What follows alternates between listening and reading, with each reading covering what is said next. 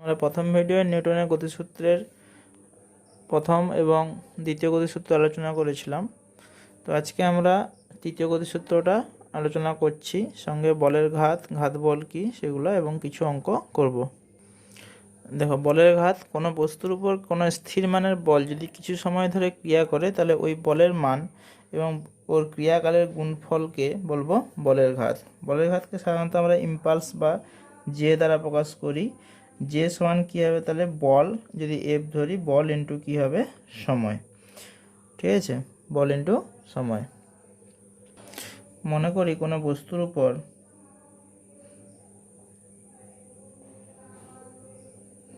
M ভরের কোনো বস্তুর ওপর এফ বল টি সময় ধরে ক্রিয়া করলে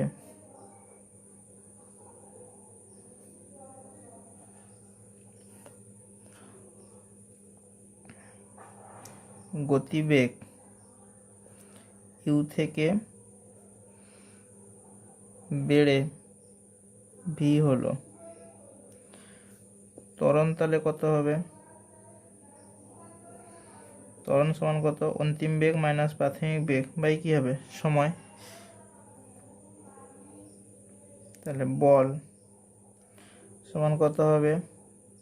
ভর ইন্টু ত্বরণ সমান তাহলে m V minus M u by t. তাহলে প্রযুক্ত বল সমান কত ছিল? এফ। অতএব এফ ইন্টু টি সমান হয়ে যাবে কত? M V minus M U. অর্থাৎ বলের ঘাত সমান হচ্ছে ভরবেগের পরিবর্তন।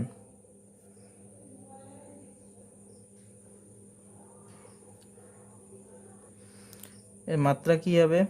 তাহলে মাত্রা হচ্ছে বলের মাত্রা ইন্টু সময়ের মাত্রা। তাহলে বলের মাত্রা M L T to the power minus two, সময়ের মাত্রা কত? টি। তাহলে এটা হয়ে যাবে M L T to the power minus one. একক কত হবে? একক হবে ডাইন সেকেন্ড সিজিএসএ অথবা নিউটন সেকেন্ড এসআইতে। যদি কোথাও বল সময়ের সাথে পরিবর্তিত হয় তখন বলের ঘাত কীভাবে নির্ণয় করব? দেখো, একটা গ্রাফ দেওয়া আছে, ধরো এদিকে দেওয়া আছে বল আর এদিকে দেওয়া আছে কি, সময়। দিয়ে প্রথমে বলটা এভাবে শুরু করলো, তারপরে একটা সময় বলটা কনস্ট্যান্ট থাকলো, তারপরে আবার উপর দিয়ে গেল, দিয়ে আবার কমে কমে ধরো এত দূর পর্যন্ত এলো। তাহলে এই অবস্থার ক্ষেত্রে যদি আমাকে বলের ঘাত বার করতে বলে, তাহলে এখানে মনে রাখবে বলের ঘাত সমান কত হবে? বল ও সময় দ্বারা আবদ্ধ ক্ষেত্রফল। এই যে অংশটা, এটা হচ্ছে সে বল এবং সময় দ্বারা আবদ্ধ ক্ষেত্রফল। এটা ত্রিভুজাকৃতি হয় তাহলে ক্ষেত্রফল সমান হাফ ইন্টু ভূমি ইন্টু উচ্চতা লাগাবে। ট্রাপিজিয়াম হলে হাফ ইন্টু দুটি সমান্তরাল বাহুদ্বয়ের যোগফল ইন্টু উচ্চতা করব। এই এক্সাম্পলটা দেখো, বল এবং সময়ের একটা লেখচিত্র দেওয়া আছে। বলছে 4 সেকেন্ড থেকে 16 মাইক্রোসেকেন্ড পর্যন্ত, সময়টা মাইক্রোসেকেন্ডে দেওয়া আছে। মনে রাখবে 1 মাইক্রোসেকেন্ড হচ্ছে 10 two the power minus 6 second. তো এই সময়ের মধ্যে আমাকে বলছে প্রযুক্ত বলের ঘাত নির্ণয় করো। তাহলে এটা যদি ঘাত নির্ণয় করতে হয় তাহলে আমাকে এর অংশের ক্ষেত্রফল দরকার। তাহলে ক্ষেত্রফল ধরতে গেলে দেখো, আমাদের এখানে একটু অঙ্কটাকে একটু ভেঙে নিতে হবে। যদি এই যে অংশটা যুক্ত করলাম, এই অংশটার নাম দিয়ে দাও এটা পি, এটা হচ্ছে ধরো কিউ। তাহলে এই যে অংশটা যুক্ত করলাম, তাহলে এখানে একটা ট্রাপিজিয়াম ফর্ম হলো আর সঙ্গে একটা ত্রিভুজ থাকলো। তাহলে বলের ঘাত সমান পি বি সি কিউ ট্রাপিজিয়ামের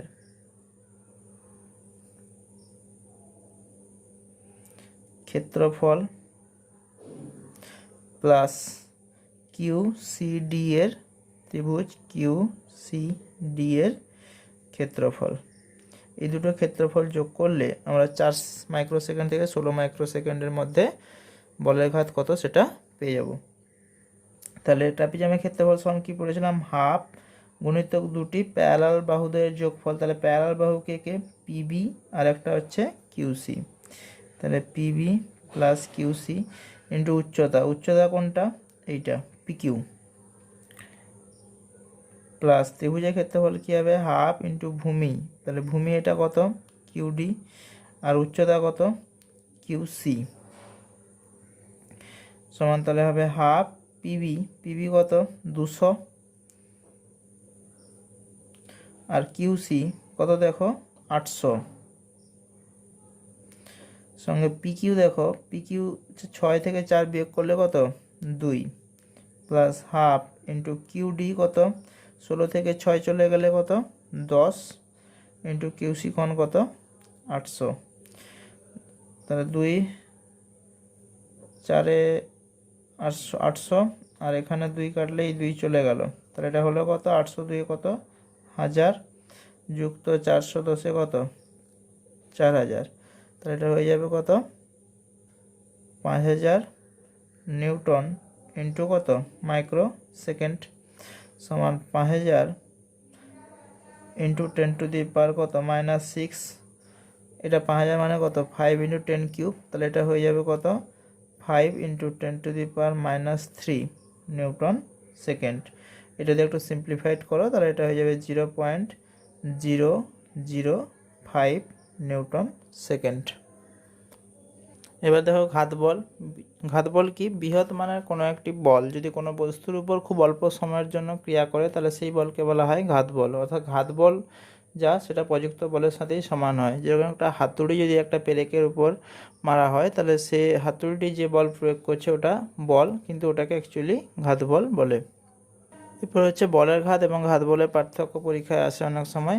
তো বলের ঘাত কি, একটা অল্প মানের বল কিছু একটা বস্তুর উপর কিছু সময় ধরে ক্রিয়া করে, আর ঘাত বল হচ্ছে কি একটা ক্ষণস্থায়ী বল খুবই অল্প সময়ের জন্য ক্রিয়া করে। ঘাত বল কি করে, ঘাত বল হচ্ছে কোনো বস্তু দেওয়া প্রযুক্ত বলের সঙ্গে সমান হয়, অর্থাৎ বস্তুর উপর বল প্রয়োগ করে। আর বলের ঘাত কি, বস্তুর ভরবেগের পরিবর্তন ঘটায়। ঘাত বলের মাত্রা হচ্ছে ভরবেগের মাত্রা, আর বলের ঘাতের মাত্রা হচ্ছে প্রযুক্ত বলের মাত্রার সাথে সমান। এই তিনটা লিখলেই হবে। এই অঙ্কটা দেখো, বলছে যে একটি 2.5 কেজি ভরের একটি হাতুড়ি 5 মিটার উঁচু থেকে একটি পেরেকের উপর পড়লো এবং 1/10 সেকেন্ড সময় স্থির হলো। পেরেকের উপর কত বল প্রযুক্ত হলো? ধরে নাও জি সমান হচ্ছে 10 মিটার পার সেকেন্ড স্কোয়ার। যখন হাতুড়িটি পড়ছে উল্লম্ব দিক থেকে তখন তার প্রাথমিক বেগ কত? 0। তাহলে অন্তিম বেগ বার করতে হবে। 5 মিটার উঁচু থেকে যদি পড়ে থাকে তাহলে অন্তিম বেগ যদি ভি ধরি তাহলে ভি সমান কত? তাহলে 0 স্কোয়ার প্রাথমিক বেগের স্কোয়ার প্লাস 2 ইন্টু অভিকর্ষের জন্য পড়ছে, তাহলে অভিকর্ষ ত্বরণ জি ইন্টু কত উচ্চতা এলো? 5 মিটার উচ্চতা এলো। তাহলে এটা সমান কত হবে? তাহলে 2 ইন্টু জি এর মান 10 গুণিতক কত? 5। তাহলে এটা হয়ে গেল কত? 100। ভি স্কোয়ার সমান কত বেরোলো? 100। অতএব ভি সমান কত হবে? 10। ঠিক আছে, ভি সমান কত হতে হবে? 10 মিটার পার সেকেন্ড। অর্থাৎ হাতুড়িটি এর উপরে এসে 10 মিটার পার সেকেন্ড বেগে আঘাত করলো পেরেকটার উপরে। তাহলে ভরবেগের পরিবর্তন কত হলো? ভরবেগের পরিবর্তন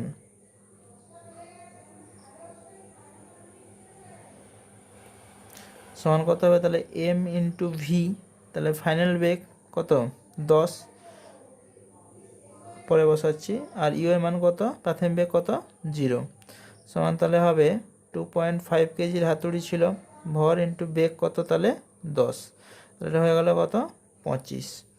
আচ্ছা, এবারে আমাকে বলেছে প্রযুক্ত বল কত হবে, তাহলে পেরেকের উপর কত বল প্রযুক্ত হবে? তাহলে পেরেকের উপর বল সমান কী হবে? এইটার জন্য মানে হাতুড়ি যে উচ্চতা থেকে পড়ছে তার জন্য একটা বল প্লাস হাতুড়ির নিজের একটা ওজন। ভরবেগের পরিবর্তনের হার বা ভরবেগের পরিবর্তন বাই কি করে দেব? সময় একটা প্লাস হাতুড়ির ওজনের জন্য।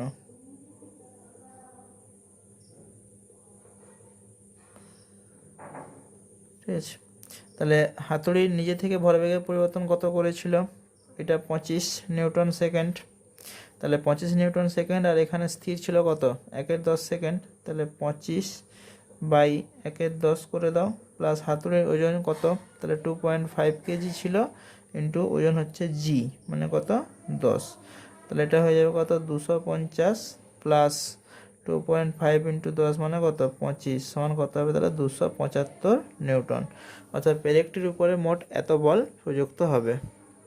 এবার দেখো তৃতীয় গতিসূত্রের আলোচনা। আমরা কি পড়েছিলাম, প্রত্যেক ক্রিয়ার সমান ও বিপরীতমুখী প্রতিক্রিয়া থাকে। মনে করো এখানে দুটো বস্তু কোণা আছে, একটা ধরে নাও এটা হচ্ছে এ বস্তু আর একটা ধরে হচ্ছে বি বস্তু। এখন এ বস্তু যদি ওর বি এর উপরে যে প্রযুক্ত বল, এ বস্তু কর্তৃক বি এর উপর প্রযুক্ত বল আমরা লিখতে পারি কি এফ বি এ, মানে কি force on B due to A. তাহলে এফ বি এ মানে এ বস্তু কর্তৃক বি এর উপর প্রযুক্ত বল, তাহলে সেই বলের ডিরেকশন কোন দিকে, এই দিকে। তাহলে এটা ধরলাম কত এফ বি এ। একই রকমভাবে যদি বি এ এর উপর বল প্রয়োগ করে সেটা কত ধরবো, তাহলে এফ এ বি। তাহলে এফ বি এ এবং এফ এ বি দুটোই সমান, কিন্তু অভিমুখ শুধুমাত্র আলাদা। ঠিক আছে, তাহলে প্রত্যেক ক্রিয়া যে সমান ও বিপরীতমুখী প্রতিক্রিয়া আছে, এটা শুধুমাত্র যখন দুটি বস্তু জোড়ায় থাকবে তখনই একমাত্র কাজ করবে। যে কোনো সিঙ্গেল বস্তুর ক্ষেত্রে বা একটা একক বস্তুর ক্ষেত্রে ক্রিয়া প্রতিক্রিয়ার কোনো অস্তিত্ব নেই, এবং ক্রিয়া প্রতিক্রিয়া সবসময় দুটি ভিন্ন বস্তুতে কাজ করবে। ক্রিয়া প্রতিক্রিয়া যেহেতু একসঙ্গে কাজ করে, যতক্ষণ ক্রিয়া স্থায়ী হবে ততক্ষণ প্রতিক্রিয়াও স্থায়ী থাকবে। আর ক্রিয়া প্রতিক্রিয়া যেহেতু দুটি ভিন্ন বস্তুতে কাজ করে, তাই এরা সমান ও বিপরীতমুখী হলেও কখনো সাম্য প্রতিষ্ঠা করতে পারে না। যদি ক্রিয়া এবং প্রতিক্রিয়া বল সমান হয় তখনই সাম্য প্রতিষ্ঠা হবে। এরপর দেখো লিফটে প্রতিক্রিয়া। লিফটে যখন কোনো মানুষ ওঠানামা করে তখন তার ভরের ওজনের পরিবর্তন অনুভূত হয়। লিফট যখন উপরের দিকে যায় তখন সে নিজেকে ভারী অনুভূত করে, আবার যখন নিচের দিকে নামে সেখানে একটা হালকা অনুভূত করে। কেন এমন হয় সেটা একটু দেখো। প্রথম কেস দেখো, লিফট যখন এফ সমতরণ বা এ সমতরণ নিয়ে উপরে উঠছে। ধরে নাও এটা একটা লিফট, এর মাঝখানে একটা মানুষ আছে, এর মধ্যে একটা মানুষ আছে, তাহলে এই মানুষটা কত ত্বরণ নিয়ে উপরে উঠছে, লিফটটা কত ত্বরণ নিয়ে উঠছে এ। লোকটার ভর যদি এম হয় তাহলে নিচের দিকে ওজন কত এমজি, এবং লিফটের এই যে তল, লোকটির উপর যে প্রতিক্রিয়া বল দেবে সেই প্রতিক্রিয়া বল কোন দিকে থাকবে, এদিকে, কত আর। এবার দেখো যে লিফটটি উপরের দিকে উঠছে, তাহলে অবশ্যই প্রতিক্রিয়া বলটা লোকটির ওজন অপেক্ষা বেশি। তাহলে আর মাইনাস এমজি সমান কত হবে, আমি লোকটার ক্ষেত্রে ইকুয়েশন অফ মোশন বা নিউটনের দ্বিতীয় গতিসূত্র লাগাচ্ছি। তাহলে এটা হয়ে যাবে লোকটির ভর ইন্টু কত ত্বরণ। তাহলে প্রতিক্রিয়া বল আর ইকুয়াল টু কত হবে দেখো, এমজি প্লাস কত এম এ, और এম ইন্টু এটা হয়ে যাবে কত জি প্লাস এ। এই প্রতিক্রিয়া বল দেখো ওঠার সময়, লিফটটি ওঠার সময় এ ত্বরণের সাথে জি একটা যোগ হয়ে গেল, সেই জন্য লোকটি নিজেকে ভারী অনুভূত করবে যখন লিফটটি উপরের দিকে এ সমতরণ নিয়ে চলবে। এবার দেখো কেস 2, লিফটটি ধরে নাও এ সমতরণ নিয়ে নিচের দিকে নামছে। তাহলে নিচের দিকে যদি নেমে থাকে তাহলে এখানে যে লোকটি ছিল তাহলে তার ওজনও নিচের দিকে আছে, কাজ করছে, আর লম্ব প্রতিক্রিয়া উপরের দিকে আছে। এবার এখানে দেখো যখন লোকটির ক্ষেত্রে যখন ইকুয়েশন লাগাবো তখন তাহলে এমজি অবশ্যই বেশি, কার থেকে, প্রতিক্রিয়া বলের থেকে, সমান তাহলে কত হবে লোকটির ভর ইন্টু ত্বরণ। তাহলে এখানে দেখো আর সমান হয়ে যাবে কত এমজি মাইনাস এম এ সমান কত, তাহলে এম ইন্টু জি মাইনাস এ। অর্থাৎ লিফটটি যখন নিচে নামছে তখন প্রতিক্রিয়া বল দেখো এম ইন্টু জি মাইনাস এ, তাহলে লোকটি নিজেকে একটু হালকা অনুভূত করবে। এবার দেখো কেস 3, লিফটটি যখন ফ্রিলি নামবে, বা প্রথমে সমবেগে করে নাও, মানে লিফটটির ত্বরণ কত 0, তাহলে লিফটটির ত্বরণ যখন 0 তাহলে লোকটির উপর যে প্রতিক্রিয়া বল কাজ করবে তা বস্তুর ওজনের সাথে সমান হবে, মানে আর যা এমজিও তা। তাহলে নামছে, তাহলে এমজি বেশি মাইনাস আর সমান কত, ভর ইন্টু ত্বরণ কত 0, তাহলে এমজি ইকুয়াল টু হয়ে গেল কত আর। অর্থাৎ লোকটির ওজনের কোনো আপাত পরিবর্তন হবে না। কেস 4, কেস 4, লিফটটি যদি অবাধে পড়তে থাকে, অর্থাৎ লিফটে অবাধে পড়ার কথা অর্থ কি, এ সমান কত, জি। তাহলে এ সমান যদি জি হয়ে যায়, তাহলে লিফট যখন নামছিল তখন তাহলে লোকটির ওজন এইদিকে, লম্ব প্রতিক্রিয়া কোন দিকে, উপরের দিকে। তাহলে mg minus R equal to কত হবে, mg, অর্থাৎ রিয়াকশনাল ফোর্স কত, 0, অর্থাৎ লোকটি নিজেকে ভারহীন মনে করবে। আর কেস 5, যখন লিফটটি জি অপেক্ষা বেশি ত্বরণ নিয়ে পড়বে, মানে জি অপেক্ষা বেশি ত্বরণ বলতে কি, আমরা ধরে নিলাম এ গ্রেটার দেন কত, জি, তখন দেখো রিয়াকশনাল ফোর্স যেটা হবে বা প্রতিক্রিয়া বল আর মাইনাস এমজি, আর মাইনাস এমজি বলছি, সরি, এমজি মাইনাস আর সমান কত হবে, তাহলে এম ইন্টু এ। তাহলে যদি এটা তোমার হচ্ছে এ অপেক্ষা জিটা অপেক্ষা বেশি ত্বরণ নিয়ে পড়ে, তাহলে আর ইকুয়াল টু হয়ে যাবে কত, মাইনাস অফ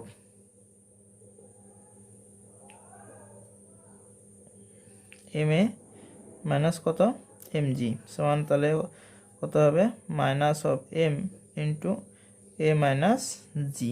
তাহলে লম্ব রিয়াকশন কোন দিকে কাজ করবে, লম্ব প্রতিক্রিয়া উপরের দিকে, অর্থাৎ লোকটির মাথা লিফটের এখানে গিয়ে ঠেকবে, অর্থাৎ এটাকে বলা হয় কি, অতি ভারীনতা বা সুপার ওয়েটলেসনেস কন্ডিশন। একটা এক্সাম্পল দেখো, 200 কেজি ভরের একটি lift 4 metre per second square ত্বরণ সহ উপরে উঠছে, লিফটের দড়িতে টান কত।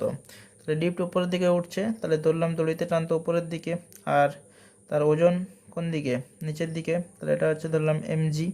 তাহলে টি বেশি এমজির তুলনায় সমান কত, এম ইন্টু এ। তাহলে টি মাইনাস এমজি সমান এম ইন্টু এ। তাহলে টি সমান হয়ে যাবে কত, এম ইন্টু জি প্লাস এ। তাহলে 200 কেজি ভরের লিফট ইন্টু জি প্লাস এ, ধরে নাও জি ইকাল টু দেওয়া আছে 10, তাহলে এটা হয়ে যাবে তাহলে 10 প্লাস এ ইকাল টু কত, 4, মানে 14। তাহলে 14 দুনে কত হবে, 28, তাহলে এটা হয়ে যাবে কত, 2800 নিউটন উপরের দিকে ওঠার সময়। আর যদি একই ত্বরণে আবার নিচে নামতে থাকে, তাহলে প্রথম ক্ষেত্রে উপরে ছিল, আবার একই ত্বরণে যদি নিচে নামে, তাহলে এটা ধরো লিফট আর এটা হচ্ছে দড়ি, টান উপরের দিকে ছিল, ওই লিফটের ওজন কোন দিকে, নিচের দিকে, এ কত ত্বরণ নিয়ে নামছে, এ ত্বরণ নিয়ে নামছে। তাহলে এখানে তাহলে এমজি অবশ্যই বেশি হবে, কার থেকে, টান থেকে, সমান কত, এম ইন্টু এ। তাহলে টান সমান হবে এমজি মাইনাস এম এ, সমান তাহলে এম ইন্টু কত, জি মাইনাস এ। এম এর মান কত দেওয়া আছে, 200, আর জি মাইনাস এ, তাহলে 10 মাইনাস 4 মানে কত, 6, সমান তাহলে কত হবে, তাহলে 6 দুনে 1200 নিউটন। যদি জি এর জায়গায় 10 না ধরে তোমরা যদি 9.8 মিটার পার সেকেন্ড স্কোয়ার ধরো, তাহলে অ্যান্সারটা একটু স্লাইটলি পরিবর্তন হবে। একটি কনসেপচুয়াল কোশ্চেন দেখো, ধরো একটা ব্লক বা একটা দড়ি আছে, এই দড়িকে উভয়ে সমপরিমাণ বল দিয়ে, এদিকে একজন এফ বল দিচ্ছে, এদিকেও একজন এফ বল দিয়ে টানছে, তাহলে যদি বলে যে দড়িতে টান কত, তাহলে এই দড়িতে টান হবে কত, দড়িতে টান 2F হবে না, এটা F এর সাথে সমান হবে। এটা ওনাকে ভুল করে 2F করে দেয়।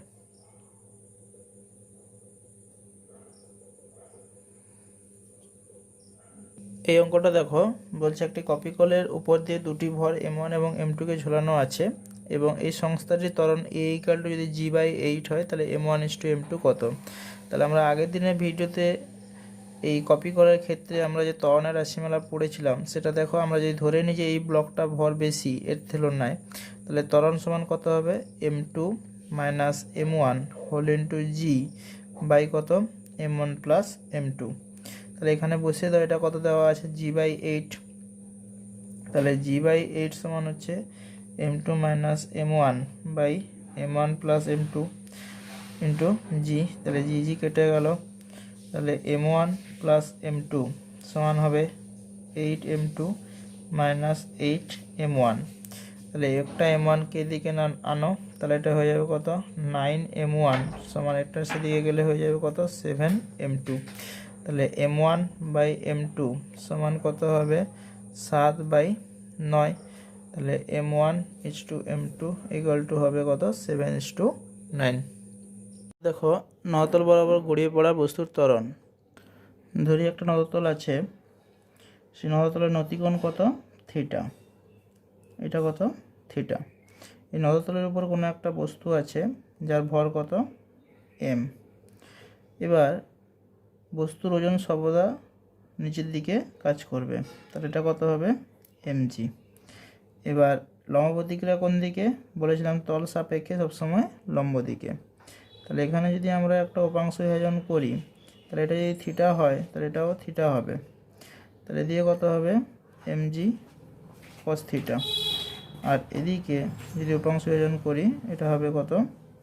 mg sin theta.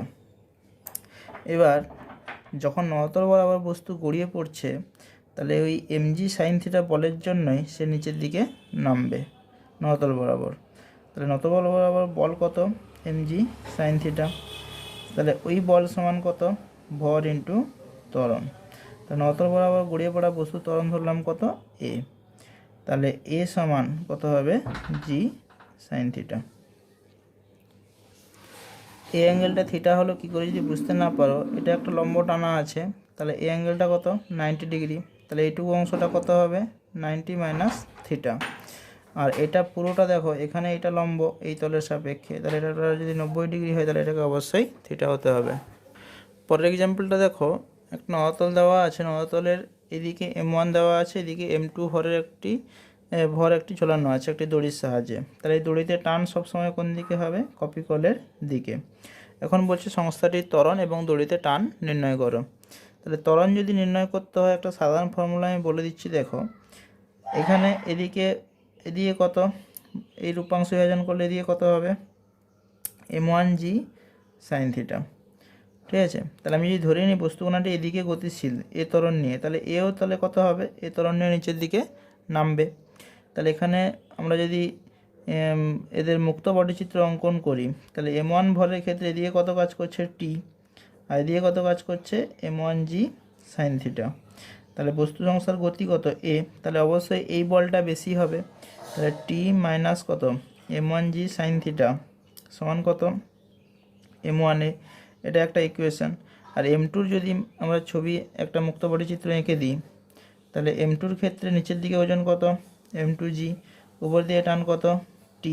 তাহলে তাও বস্তু সংস্থা নামছে নিচের দিকে, তাহলে অবশ্যই এই বলটা বেশি হবে। তাহলে m2g মাইনাস t সমান কত? m2a। এটা হচ্ছে 2 নম্বর সমীকরণ। দুটোকে যদি আমরা যোগ করে দিই, তাহলে দেখো a সমান কত হবে? দেখো, তাহলে t কেটে যাবে যোগ করে দিলে। যে করে দিচ্ছি দেখো, t minus m1g sin theta সমান m1a। আর এটা হয়ে যাবে তাহলে m2g মাইনাস t সমান কত? m2a। দুটোকে যোগ করে দিলে t কেটে গেল, তাহলে এটা এসে যাবে m2g minus m1g sin theta সমান কত? m1 plus m2 whole into কত? a। অতএব a সমান কত হবে? m2g minus m1g sin theta by m1 plus m2। আর টান কত হবে? t যদি বার করতে হয় যে কোনো একটা সমীকরণে বসিয়ে দাও, তাহলে আমরা টান পেয়ে যাব। তাহলে টান যদি 2 নম্বর সমীকরণ থেকে ধরি, তাহলে সেটা কত হবে? m2g minus m2a। তাহলে বসিয়ে দাও, তাহলে m2g minus m2 into a সমান কত? m2g minus m1g sin theta by কত? m1 plus m2। লসাগু হবে এইটা, গুণ করে দাও, তাহলে প্রথমটা হবে m1 m2 g plus m2 square g minus m2 square g plus m1 m2 g sin theta by কত হবে? m1 plus m2। তাহলে এটা কেটে গেল। তাহলে যদি আমরা কমন নিয়ে নিই m1 আর m2, তাহলে থাকবে g plus g sin theta by কত হবে? m1 plus m2। ত্বরণ নির্ণয় করার আরও সুবিধাজনক পদ্ধতি আছে, সেটা হচ্ছে আমরা ডিরেক্ট করে দেবো। এখানে দেখো আনব্যালেন্সড ফোর্স কত আছে। যদি আমরা বস্তুটা এদিকে নামছে, তাহলে এদিকে ফোর্সটা কত? m2g। তাহলে m2g m1g থেকে বেশি হবে। তাহলে ত্বরণ সমান হচ্ছে unbalanced force by total mass, সেটাতে বেরিয়ে যাবে। তাহলে আনব্যালেন্সড ফোর্স তাহলে m2g বেশি m1g থেকে, m1g সাইন থিটার থেকে। তাহলে দুটোকে বিয়োগ করে দাও, বাই টোটাল ভর করে দাও, m1 প্লাস m2 যোগ করে দিলে এই ত্বরণের সঙ্গে সমান হয়ে যাবে। তারপরে এক্সাম্পলটা দেখো, একটা নতলে আছে, কি নতলে দুটো নতিকোণ আছে, একটা আলফা একটা বিটা। এখানে যদি বলে ত্বরণ নির্ণয় করতে, তাহলে যদি আমরা ধরে নিই যে বস্তু সংস্থা এইদিকে গতিশীল হচ্ছে এ ত্বরণ নিয়ে, কারণ দুটিতে একটাই টান আছে, তাহলে এদিকে টান কত টি, এদিকেও টান কত টি। আচ্ছা, এখানে তাহলে এ সমান তাহলে ডিরেক্ট লিখবো আনব্যালেন্সড ফোর্স, তাহলে এদিকে ফোর্স কত হবে m2g সাইন বিটা, তাহলে m2g সাইন বিটা, এদিকে ফোর্স কত হবে m1g sine alpha by total mass m1 plus m2। এটা হচ্ছে ত্বরণের রাশিমালা। আর টান বার করতে গেলে যে কোনো একটা সমীকরণ লাগিয়ে দাও, এটা যাচ্ছে এদিকে, তাহলে টি বেশি মাইনাস কত m1g সাইন আলফা সমান m1 এ, এই ত্বরণের মানটা বসিয়ে দিবে এখানে, দিয়ে টিটা বেরিয়ে যাবে। এরপরের একটা প্রবলেম দেখো, দুটো ব্লককে দুটো কপি করার মাধ্যমে ঝোলানো আছে, দুটোই এম ভরের, এবং এদের মাঝখানে একটা সুতো দেওয়া আছে, সেটা কত √2m, দিয়ে বলছে থিটার মান কত হলে পুরো সংস্থাটি সাম্যাবস্থায় থাকবে। তাহলে যেহেতু দুটি ব্লকের ভর একই এবং একই সুতো দ্বারা আবদ্ধ, তাহলে এখানেও টান কত ধরলাম টি, এখানেও টান কত ধরলাম টি। এবার দেখো, এটা যদি থিটা হয়, তাহলে এদিকেও টান কত ছিল, সুতরিতে টি ছিল, তাহলে টি এর এই বরাবর উপাংশ কত হবে টি কস থিটা। আবার এটাও যেহেতু টি, তাহলে এদিকেও কত টি, তাহলে এটা থিটা হলে এটাও কত হবে থিটা, তাহলে এদিকে উপাংশ কত হবে আবার টি কস থিটা। বোঝা গেছে? তাহলে 2t cos থিটা কাকে ব্যালেন্স করছে √2m কে, তাহলে এটা হয়ে যাবে কত √2m ইন্টু জি, কারণ সাম্যাবস্থা থাকছে মানে এই বস্তুটা নিচেও নামছে না উপরেও উঠছে না, তাহলে এই বল উপরের দিকে বল সমান এর ওজনের সাথে সমান হবে। তাহলে এখান থেকে আমার দরকার কি থিটার মানটা বার করতে হবে। তাহলে t cos থিটা সমান কত √2mg বাই কত 2।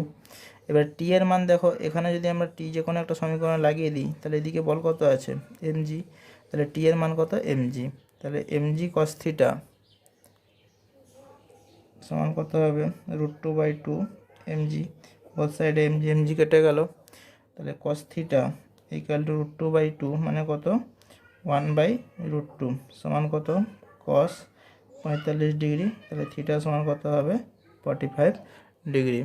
অর্থাৎ থিটা সমান হচ্ছে 45 ডিগ্রি হলে পুরো সমগ্র ব্যবস্থাটি সাম্যাবস্থায় থাকবে। পরের এক্সাম্পল দেখো, দুটো সাপোর্ট আছে, দুটো সাপোর্ট এদিকে একটা এদিকে একটা দড়ির সাহায্যে এটা ঝোলানো আছে, তাহলে এদিকে একটা টান আছে এদিকে একটা টান আছে, আর এখানে ওজন দেওয়া আছে কত 2 কেজি। আচ্ছা, তাহলে এখানে যেহেতু টান দেওয়া নেই, আমি ধরে নিলাম এই টানটা কত T2। এবার উলম্বের সঙ্গে যদি আমি একটা উলম্ব রেখা টেনে দিই, তাহলে এটা যদি 30 হয়, এটা কত এই অ্যাঙ্গেলটা 90 হবে, কারণ এটা লম্বভাবে ছেদ করছে, তাহলে 90 হলে এটা কত হতে হবে 60। বুঝা গেল? তাহলে এখান থেকে দেখো, তাহলে T2 এর এই বরাবর উপাংশ কত হবে T2 cos 60 ডিগ্রি, আর এই বরাবর উপাংশ কত হবে T2 sin 60 ডিগ্রি। তাহলে এখান থেকে দেখতে পাচ্ছি আমাকে তো বার করতে বলেছে T1 কত, তাহলে T2 sin 60 ডিগ্রি সমান কত হবে T1, আর T2 cos 60 ডিগ্রি কাকে ব্যালেন্স করছে 2 কেজিকে, তাহলে সমান লিখবো কত 2g। তাহলে T2-র মান ওখানে লিখে বসিয়ে দিলেই আমার কত হয়ে যাবে T1-এর মানটা বেরিয়ে যাবে। তাহলে T2 সমান কত হচ্ছে দেখো, T2 সমান cos 60 মান কত হাফ, তাহলে এটা হয়ে যাবে কত 4g। তাহলে T2 মান সেখানে বসিয়ে দাও, তাতে T1 সমান হচ্ছে T2 মানে হচ্ছে 4g ইন্টু সাইন 60 মানে কত √3/2, এত নিউটন হবে। তাহলে এটা হয়ে যাবে কত 2, তাহলে 2g √3 এত নিউটন, মান বসিয়ে দাও, তাহলে এটা হয়ে যাবে কত জি এর মান যদি আমরা 9.8 ধরি, তাহলে এটা হয়ে যাবে 2√3 ইন্টু 9.8 নিউটন, সমান 19.6√3 নিউটন। জি এর মান 10 ধরলে এটা হয়ে যেত কত, 20√3 নিউটন। এরপরে একটা অঙ্ক আছে, বলছে এম ভর ও এল দৈর্ঘ্য বিশিষ্ট একটি সুষমদণ্ড পি কিউ কোনো অনুভূমিক মসৃণ তলে রাখা আছে। একটি স্থির বল এফ কিউ বিন্দুকে কিউপি বরাবর প্রয়োগ করা হলো। মনে করো আর বিন্দুতে দণ্ডটি এমনভাবে বিভক্ত যে পি আর এর দৈর্ঘ্য 4/5 এল হয়। পি আর অংশটি আর কিউ অংশের উপর কত বল প্রয়োগ করবে? তাহলে চিত্রটা আঁকলে আমাদের এরকম হবে, পি কিউ একটা দ্বন্দ্ব ছিল, কিউ প্রান্তে এফ বল প্রয়োগ করা হয়েছে এবং পি আর এর দৈর্ঘ্য দেওয়া আছে 4l/5। তাহলে বাকিটা কত হবে, l/5, কারণ টোটাল দৈর্ঘ্য দেওয়া ছিল এল। এখন বলছে যে এখানে যদি আমরা এফ বল প্রয়োগ করি তাহলে কিউ আর পি আর এর উপর কত বল প্রয়োগ করবে। তাহলে এটা কি সংস্পর্শ ফোর্স, আমি ধরে নিলাম কত, F1 বল প্রয়োগ করবে। তাহলে এদিকেও যদি F1 থাকে তাহলে এদিকেও থাকবে কত, F1। বুঝা গেল? এখন সমগ্র সংস্থাটির ত্বরণ কত হবে? তাহলে দেখো ত্বরণ এফ সমান কী হয়, ভর ইন্টু এ, ত্বরণ সমান বার করবো। তাহলে এফ সমান এম ইন্টু এ, কারণ শুধুমাত্র অনুভূমিক বল প্রয়োগ হয়েছে। তাহলে এ সমান কত হলো, F/m। এটা মনে রাখো। এবারে আমরা এখানে দেখো, এখানে এফ বল প্রয়োগ করছি, এদিকে বাধা দিচ্ছে কত, F1। তা সত্ত্বেও সে পুরো এদিকে যাচ্ছে। আমরা ধরে নিলাম এদিকেই ত্বরণটা দেওয়া আছে কত, এ। তাহলে এইটুকু অংশে যদি আমরা গতি বিবেচনা করি তাহলে দেখব, তাহলে এফ মাইনাস F1 সমান কত হবে, l/5 অংশের ভর। l/5 অংশের ভর কত সেটা আমাকে জানতে হবে। সেটার জন্য প্রথমে ধরে নাও একক দৈর্ঘ্যে ভর কত, একক দৈর্ঘ্যে ভর lambda equal to mass by length. তাহলে l/5 অংশের ভর কত হবে, তাহলে l/5 দৈর্ঘ্য ইন্টু m/l গুণ করে দাও, তাহলে এটা হয়ে যাবে কত, m/5। ঠিক আছে, তাহলে এই তো অংশ ইন্টু কত, ত্বরণ কত, এ। তাহলে এখান থেকে আমাদের F1টা পেয়ে যাব। তাহলে এফ মাইনাস m/5 এত ইন্টু এ সমান কত, F1। তাহলে এফ এর মান কত, এফ সমান আমরা ধরেছিলাম কত, এম এ। তাহলে 5ma মাইনাস এম এ মানে কত, 4ma/5 সমান কত, F1। আবার এম এ সমান কত, এফ ছিল, তাহলে F1 ইকুয়াল টু হয়ে যাবে 4/5 ইন্টু এফ। এটা হচ্ছে অ্যান্সার। পরের এক্সাম্পলটা দেখো, একটি বেলুনে কিছু বালি ছিল, এদের সম্মিলিত ভর ক্যাপিটাল এম দেওয়া আছে। বেলুনটি এ ত্বরণ নিয়ে নিচে নামছিল। বেলুনটি থেকে কত বালি ফেলে দিলে বেলুনটি একই ত্বরণ নিয়ে উপরে উঠবে? মনে করি এম ভরের বালি ফেলে দিলে বেলুনটি এ ত্বরণ নিয়ে উপরে উঠবে। তাহলে বেলুন ছিল এইটা, প্রথমে কত ত্বরণের নাম ছিল, এ। তাহলে এই অবস্থায় আমরা যদি বায়ুর বাধা ধরি তাহলে এদিকে কাজ করবে কি, বায়ুর বাধা। এটাকে আমরা ধরে নিলাম কত, FB মানে বায়ান্ট ফোর্স। আর নিচের দিকে ওজন কত ছিল, mg। তাহলে যখন নিচের দিকে নামছিল তখন mg বেশি কার তুলনায়, বায়ান্ট ফোর্স FB এর তুলনায়, সমান কত, ক্যাপিটাল M ইন্টু এ। এটা একটা ইকুয়েশন। তাহলে ধরে নিলাম এম ভরের বালি ফেলে দিলে বেলুনটি আবার এ ত্বরণ নিয়ে উপরে উঠবে।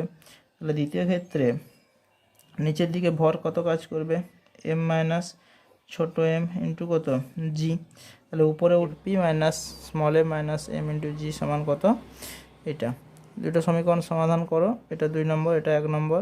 এফবির মান এখানে এনে বসিয়ে দাও। এফবি সমান কত হবে, দেখো mg মাইনাস এম এ সমান এত মাইনাস, এটাকে ভেঙে নাও, তাহলে mg প্লাস ছোট এম জি ইকুয়াল টু কত হবে, capital M a minus small M A. তাহলে এখান থেকে আমরা কী বার করব, আমার এম এর মানটা দরকার। তাহলে এটাকে এদিকে নিয়ে চলে আসো, এমজি এমজি কেটে গেল, তাহলে এদিকে থাকছে কত এমজি, এটাকে এদিকে নিয়ে চলে এলে কত হবে প্লাস এম এ, এই এম একে ওদিকে নিয়ে গেলে হয়ে যাবে কত 2ma, তাহলে m ইকুয়াল টু হবে 2ma বাই জি প্লাস এ। তাহলে এই পরিমাণ ভর ফেলে দিলে বেলুনটি আবার একই ত্বরণ নিয়ে উপরে উঠবে। তারপরে অঙ্কটা আছে এম ভরের একটি ব্লক আলফা নতিকোণ বিশিষ্ট একটি ঘর্ষণহীন নততলের উপর রাখা আছে। নততলটিকে এ ত্বরণে অনুভূমিক দিকে গতিশীল করা হলে ব্লকটি নততলের সাপেক্ষে স্থির থাকে। তাহলে এ এর মান কত? আচ্ছা, এটা যে চিত্র, এখানে এ ত্বরণ নিয়ে টানা হচ্ছে, তাহলে এখানে উপাংশ যোজন করলে এদিকে এমজি, এদিকে হবে এমজি কস আলফা, কারণ এটা আলফা হলে এটাও আলফা। এবার দেখো ব্লকটি যদি নততলের সাপেক্ষে স্থির থাকে তাহলে এই ব্লকটি এদিকে কোনো একটা বল পাবে, তাহলে সেই বলটাকে আমরা ধরে নেব কত এম ইন্টু এ। তাহলে এটা যদি এম এ হয় তাহলে নততল নতিকোণ কত দিয়েছে আলফা, তাহলে এখানে যদি আমরা এইভাবে একটা উপাংশ যোজন করে দিই তাহলে এটাও কত হবে আলফাই হবে। তাহলে এদিকে এম এর এদিকে উপাংশ কত হবে এম এ কস আলফা, আর এদিকে এটা তার লম্ব দিক, তাহলে এদিকে কত হয়ে যাবে এম এ সাইন আলফা। ঠিক আছে, তাহলে এই এম এ কস আলফা যেটা কাজ করছে, তাহলে সেই এম এ কস আলফা আর এদিকে বল কত হবে এটা উপাংশ বিভাজন করলে এটা এমজি কস আলফা, এদিকে কত হবে এমজি সাইন আলফা। তাহলে স্থির থাকতে হলে এই বল এবং এই বল পরস্পর কী হবে সমান হবে, অর্থাৎ এম এ কস আলফা সমান হচ্ছে কত এমজি সাইন আলফা। তাহলে এ সমান কত হবে এম এম কেটে দাও জি ট্যান আলফা, অর্থাৎ অনুভূমিক ত্বরণের মান জি ট্যান আলফা হলে সমগ্র বস্তুকণাটি নততলের সাপেক্ষে স্থির থাকবে। এরপর দেখো রৈখিক ভরবেগের সংরক্ষণ সূত্র। কোনো বস্তু সংস্থার উপর বাইরে থেকে কোনো বল প্রয়োগ করা না হলে বস্তু সংস্থার মোট ভরবেগ অপরিবর্তিত থাকবে। নিউটনের দ্বিতীয় গতিসূত্র অনুসারে পড়েছিলাম এফ সমান কত এম এ সমান আমরা লিখতে পারি এম ইন্টু এ সমান কত ডিভি বাই ডিটি, ত্বরণ সমান ছিল, আর এম ডিভি সমান যদি আমরা ডিপি ধরে নিই, ডিপি মানে কি ভরবেগের পরিবর্তন বাই কত ডিটি, তাহলে বল সমান কি ভরবেগের পরিবর্তনের হার, অর্থাৎ ক্ষুদ্র সময়ের অবকাশে ভরবেগের পরিবর্তনের হারকে আমরা বল ধরবো। তাহলে এখন যদি বাইরে থেকে কোনো বল প্রয়োগ করা না হয় তাহলে বাইরে থেকে বল প্রয়োগ করা না হলে এটা কত হবে শূন্য, সমান কত ডিপি বাই ডিটি, অতএব ডিপি সমান 0। তাহলে বোথ সাইডে ইন্টিগ্রেশন করলে আমরা পি পাবো, একটু অসুবিধা হবে তোমাদের ইন্টিগ্রেশন বুঝতে। তাহলে পি সমান কত হবে কনস্ট্যান্ট, অর্থাৎ এটা ইন্টিগ্রেশন চাপালে এদিকে তো কেউ নাই, তাহলে এটা 0 প্লাস, তাহলে এটা ইন্টিগ্রেশন করার পর কত হবে ইন্টিগ্রেশন অফ ডিএক্স এক্স, সে একমাত্রিক গতির কিছু অঙ্ক করার সময় দেখিয়েছিলাম, তাহলে সেটা পি হলো, আর এখানে একটা সমাকলন ধ্রুবক আসবে সি, সুতরাং আমরা লিখতে পারি পি সমান কনস্ট্যান্ট। যদি এটাতে বুঝতে অসুবিধা হয় তাহলে তোমরা বলের ঘাতে পড়েছিলাম কি যে বল গুণিতক সময় সমান কি, তাহলে ভরবেগের পরিবর্তন এটা পড়েছিলাম। তাহলে বাইরে থেকে বল প্রয়োগ করা না হলে এফ সমান কত 0, তাহলে ভরবেগের পরিবর্তন সমান 0, অর্থাৎ আগের ভরবেগ সমান পরের ভরবেগ, এভাবে মনে রাখতে পারো।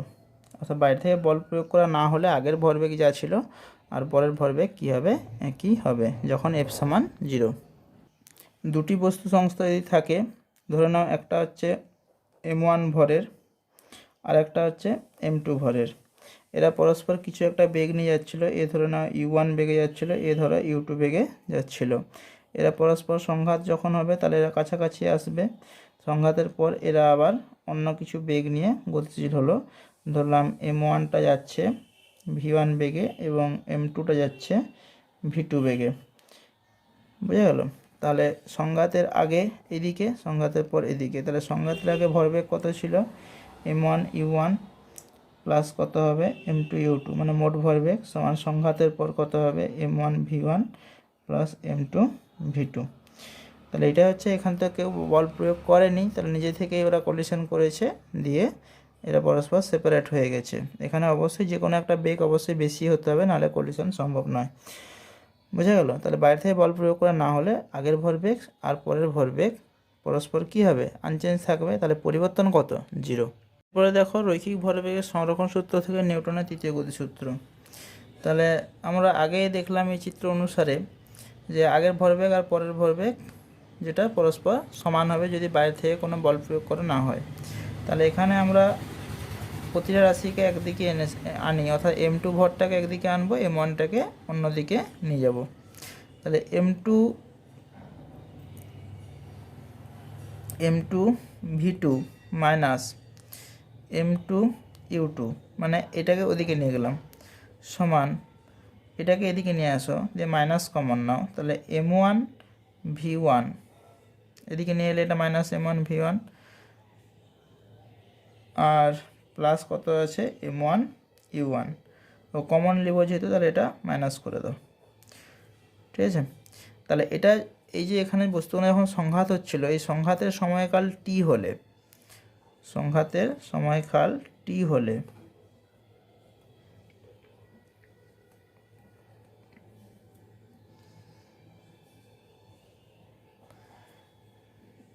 M2 V2 minus M2 U2 by T সমান কত হবে, minus of M1 V1 minus M1 U1 by কত T। অর্থাৎ এখান থেকে আমরা বলতে পারি M2 বস্তুর ভরবেগের পরিবর্তনের হার সমান কত, M1 বস্তুর ভরবেগের পরিবর্তনের হার। অর্থাৎ M1 বস্তু কর্তৃক M2-র উপর বল সমান যদি আমরা F21 লিখি, অর্থাৎ ফোর্স অন 2 ডিউ টু 1 মানে M1 বস্তু কর্তৃক M2-র উপরে বল সমান মাইনাস অফ M1 বস্তু কর্তৃক M2-এর উপর বল।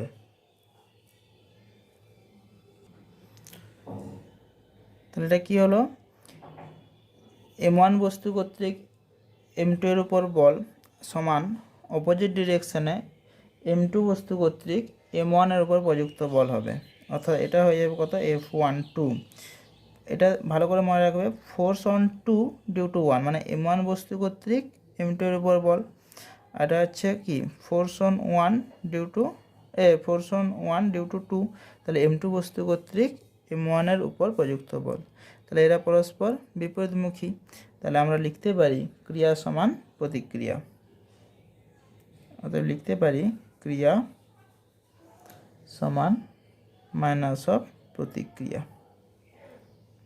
তাহলে এটাই ছিল কি নিউটনের তৃতীয় গতিসূত্র। এটা রৈখিক ভরবেগের সংরক্ষণ সূত্র থেকে প্রতিস্থাপন করা গেল।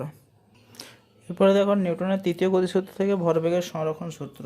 তো আমরা রৈখিক ভরবেগের সংরক্ষণ সূত্র থেকে যে নিউটনের তৃতীয় গতিসূত্র পেলাম, তাতে আমরা দেখতে পেলাম যে F(21) সমান কত, মাইনাস অফ F(12), তাই তো। তাহলে আমরা এখানে লিখতে পারি F12 সমান কি, M1 ভরের বস্তুর ভরবেগের পরিবর্তনের হার, আর F21 সমান কি, M2 ভরের বস্তুর ভরবেগের পরিবর্তনের হার। তাহলে বাইরে থেকে বল প্রয়োগ করা না হলে এই দুটো কী হবে, সমান হবে। তো একই রকম সংঘাতের সময় যদি T হয়, তাহলে এদের ভরবেগের পরিবর্তনের হার আমরা একই রকমভাবে লিখতে পারি M2 V2 minus M2 U2 by T সমান কত হয়, minus of M1 V1 minus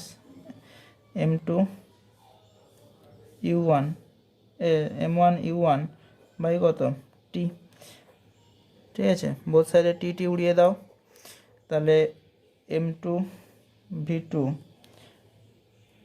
আর এদিকে যে এটা ছিল কত, মাইনাস অফ M1 V1 যদি এদিকে নিয়ে চলে আসো তাহলে এটা প্লাস হয়ে যাবে M1 V1 সমান কত হয়ে যাবে, M1 U1 প্লাস কত M2 U2। অর্থাৎ সংঘাতের পূর্বে বস্তু সংস্থার মোট ভরবেগ কোনটা, এইটা, আর সংঘাতের পর বস্তু সংস্থার মোট ভরবেগ কোনটা, এইটা। এরা পরস্পর কি থাকে, কনস্ট্যান্ট থাকে। মানে একটু জাস্ট ইন্টারচেঞ্জ করলে দুটো সূত্র প্রমাণ করা যাবে। এই দুটো সূত্র পরীক্ষার জন্য খুব ইম্পর্ট্যান্ট, মোটামুটি প্রতি বছরই এখান থেকে একটা না একটা আসে, সুতরাং ভালো করে নেবে।